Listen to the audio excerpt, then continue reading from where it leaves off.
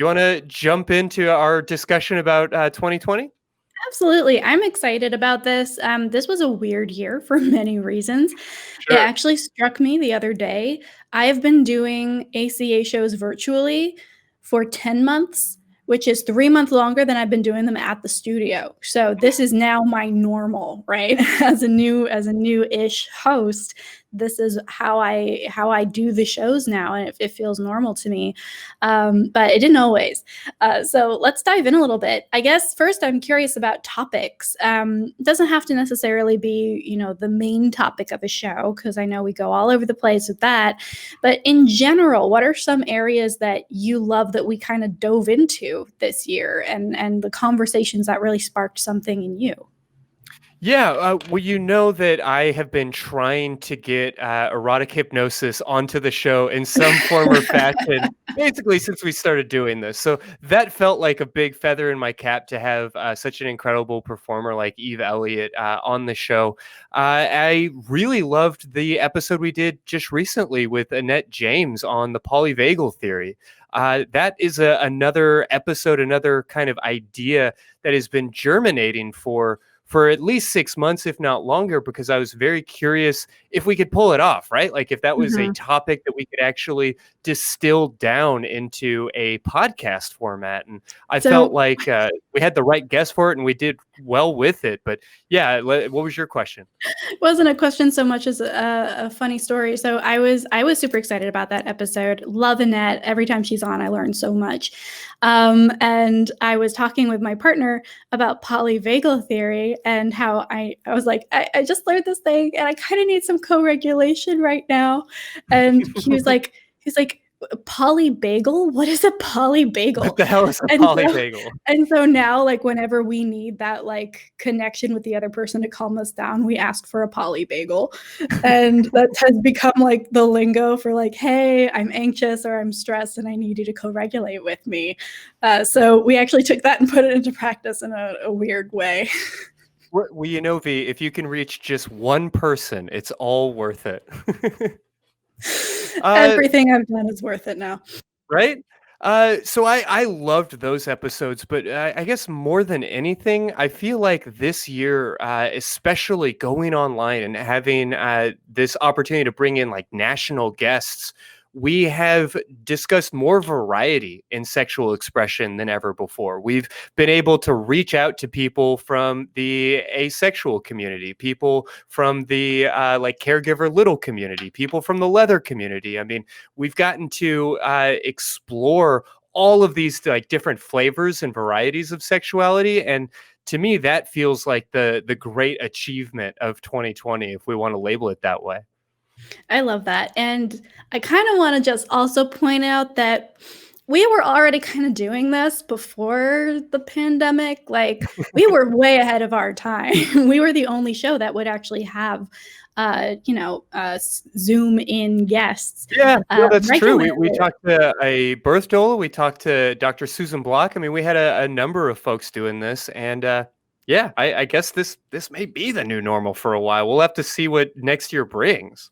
Here's hoping it's a viable option moving forward. I'd like that to be kind of the feel there. But no, Uh-huh. I fully agree with you. We had some amazing people, and because everyone's kind of stuck at home, we had a pick of the litter, I guess, in Mhm. terms of who was available and who was willing to get on a call with us and have a conversation. Personally, I went through the list for this year, and I am just shocked and so happy to see the number of trans and non-binary guests we had on the Mm, show this mhm. year. I mean, of course, we have our lovely and amazing co-hosts, Serafina Smith and Rachel Watson, who are regulars on the show and shall never be forgotten. But we also were visited by Adam the Atheist and Chrissy Stroop and Billy Beard and Jesse Gender and Rudy B multiple times. Rudy B is becoming a fan favorite. We got Tristan Reese and St. Eve and Katie Montgomery and Amberly Rothfield, among others. So this is This is big for me. I'm so excited that this is kind of a direction that we're moving, and we're going to talk more about where we want the show to go in 2021 later. But for now, I'm just reveling in the fact that we've got this much gender diversity on the show. Yeah.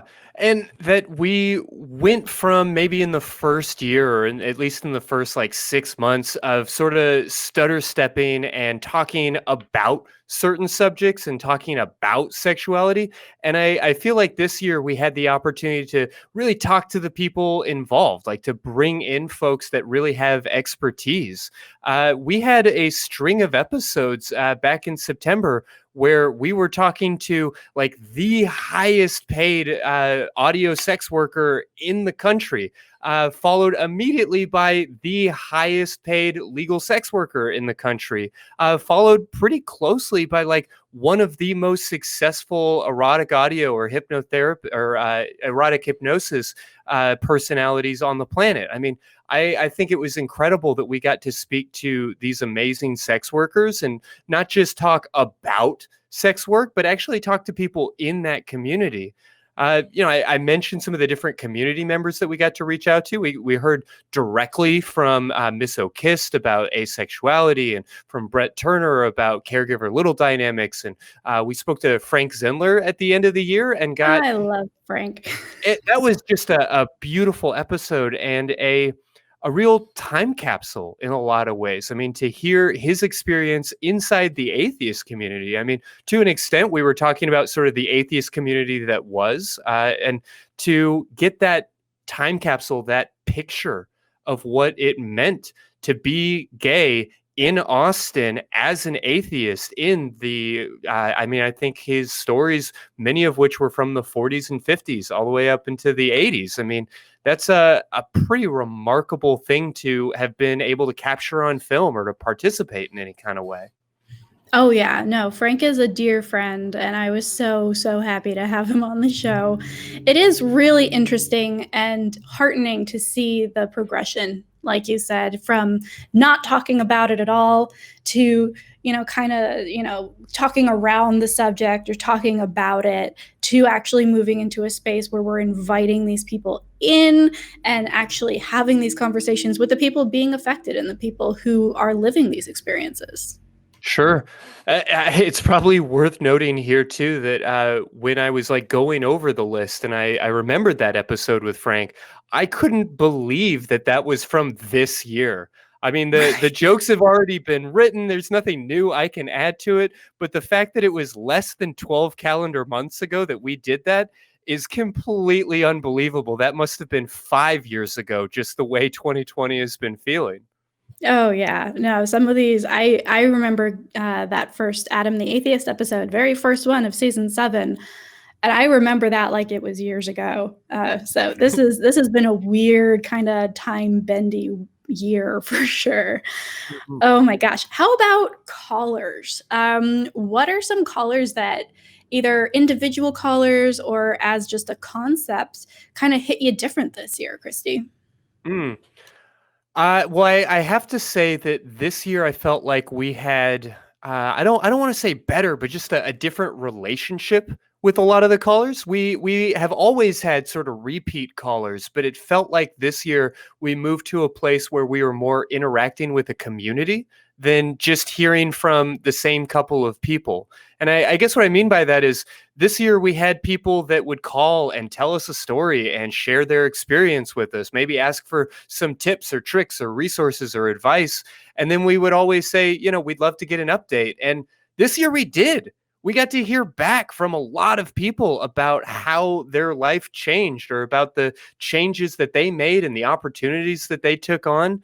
And then to watch the chat community and the Facebook community, which I know we'll want to talk more about, but to watch that grow and to see that folks were gassing each other up, to watch in the chat as people are saying, "Oh, you should totally call. It'll be fine. You'll do great." And then to have them call and be willing to call back and talk about it again, and to just watch all of those interactions and to have any role in facilitating that, it was just a really beautiful thing this year. Oh yeah. And to be clear, you guys, when we tell you at the end of the call, "Hey, call back, let us know how things go," we mean it, right? We want to hear Sure. back from you. There are some people who call in just to give us some good news about something we talked about 4 months ago, and it's so heartwarming, and it connects us all in this really impactful way. I loved hearing about cis callers calling in about understanding non-binary identity and gender. We had a lot of people who were non-binary call in and try and navigate that with us and figure out either how to come out to a partner or to their family, or how to, logic themselves into being okay with their identity. And those are heartwarming and, pull on your heartstrings intense sometimes.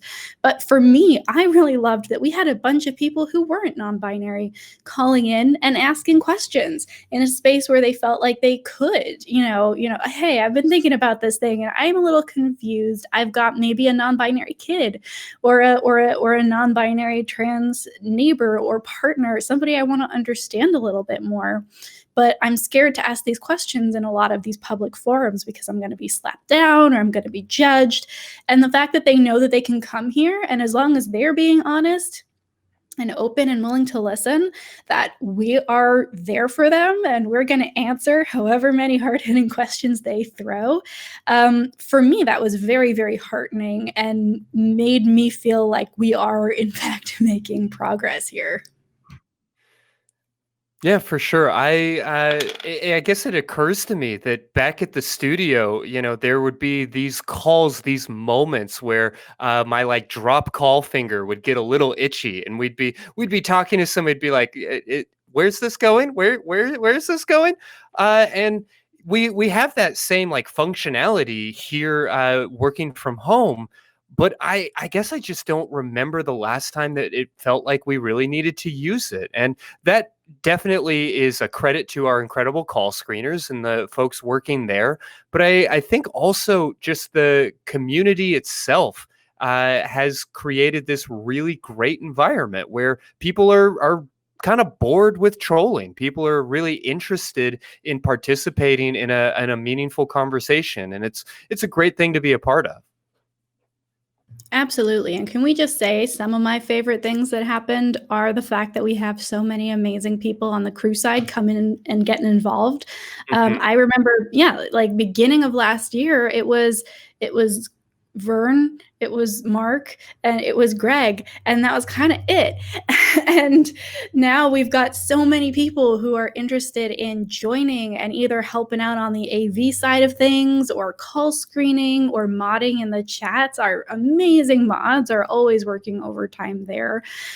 So the fact that we're not only seeing a growth in that community on the performance side and the call side, but also on the back end where it really matters, where they're like pulling all the strings and pressing all the buttons, is really, really exciting.